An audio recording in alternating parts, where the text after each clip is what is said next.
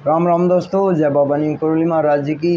आशा है कि आपके ऊपर भी बाबा नीम करोली जी की बहुत ही कृपा होगी। दोस्तों, आपके घर परिवार में भी सभी कुशल मंगल होंगे। आपके परिवार में यही मैं अपने बाबा नीम करोली जी से, सभी देवी देवताओं से, माँ शेरावाली से यही प्रार्थना करता हूँ कि सब कुशल मंगल रहे।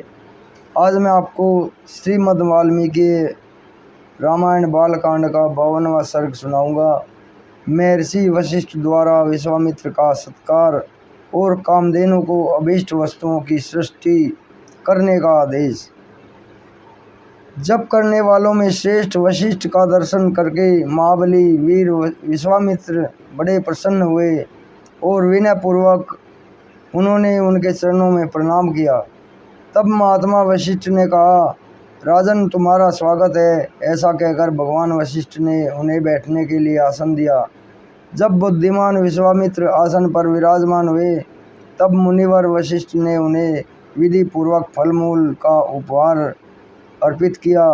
वशिष्ठ जी ने वह आतिथ्य सत्कार ग्रहण करके राज शिरोमणि महातेजस्वी विश्वामित्र ने उनके तप, अग्निहोत्र, शिष्य वर्ग तथा लता वृक्ष आदि का कुशल समाचार पूछा। फिर वशिष्ठ जी ने उन नरपश्रेष्ठ के सबसे सकुशल होने की बात बताई। फिर जप करने वालों में श्रेष्ठ ब्रह्म कुमार महातपस्वी वशिष्ठ ने वहाँ सुख पूर्वक बैठे हुए राजा विश्वामित्र से इस प्रकार पूछा, राजन, तुम सकुशल तो हो ना?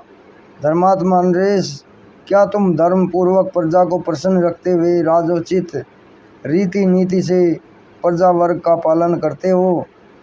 शत्रुसूदन, क्या तुमने अपने भृत्यों का अच्छी तरह भरण पोषण किया है?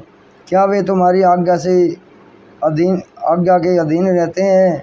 क्या तुमने समस्त शत्रुओं पर विजय पा ली है?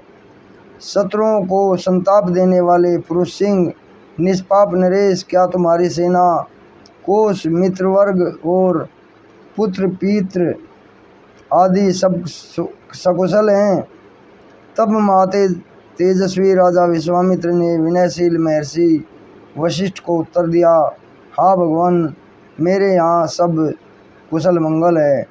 तत्पश्चात वे दोनों धर्मात्मा पुरुष बड़ी प्रसन्नता के साथ बहुत देर तक परस्पर वार्तालाप करते रहे। उस समय एक का दूसरे के साथ बड़ा प्रेम हो गया। रघुनंदन बातचीत करने के पश्चात भगवान वशिष्ठ विश्वामित्र जी से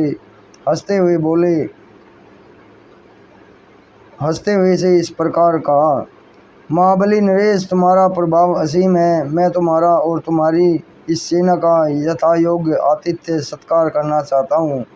तुम मेरे इस अनुरोध को स्वीकार करो।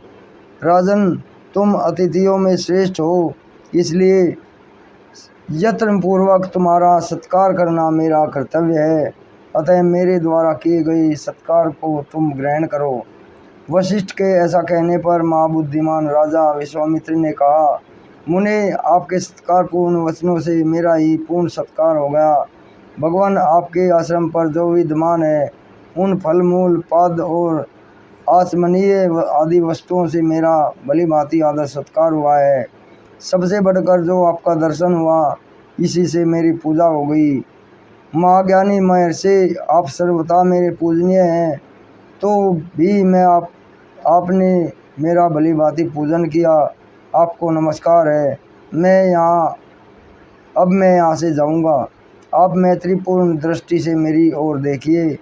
ऐसा कहते हुए राजा विश्वामित्र से उदार चित्ता धर्मात्मा वशिष्ठ ने निमंत्रण स्वीकार करने के लिए बारंबार आग्रह किया। तब गादी नंदन विश्वामित्र ने उन्हें उत्तर देते हुए कहा, बहुत अच्छा, मुझे आपकी आज्ञा स्वीकार है। मुनीश्वर, आप मेरे पूज्य हैं। आपकी रुचि जैसी हो, आपकी जो प्रिय लगे वही करो। राजा ने ऐसा कहने पर जप करने वालों में श्रेष्ठ मुनीश्वर वशिष्ठ बड़े प्रसन्न हुए। उन्होंने अपनी उस चितकबरी होम धेनु को बुलाया जिसके पाप अथवा मैल धुल गए थे। वह कामधेनु थी। उसे बुलाकर ऋषि ने कहा, सबले शीघ्र आओ और आओ और मेरी यह बात सुनो। मैंने सेना सहित इन राजऋषि का महाराजाओं के योग उत्तम भोजन आदि के द्वारा आतिथ्य सत्कार करने का निश्चय किया है। तुम मेरे इस मनोरथ को सफल करो। षड्रस भोजनों में से जिसको जो जो पसंद हो उसके लिए वही सब प्रस्तुत कर दो। दिव्य कामधेनु, आज मेरे कहने से इन अतिथियों के लिए अभीष्ट वस्तुओं की वर्षा करो। सबले सरस पदार्थ, अन्न पान, लेह, चटनी आदि और चूसने की वस्तु से युक्त भांति भांति के अन्नों की ढेरी लगा दो। सभी आवश्यक वस्तुओं की सृष्टि कर दो। शीघ्रता करो, विलंब न होने पावे।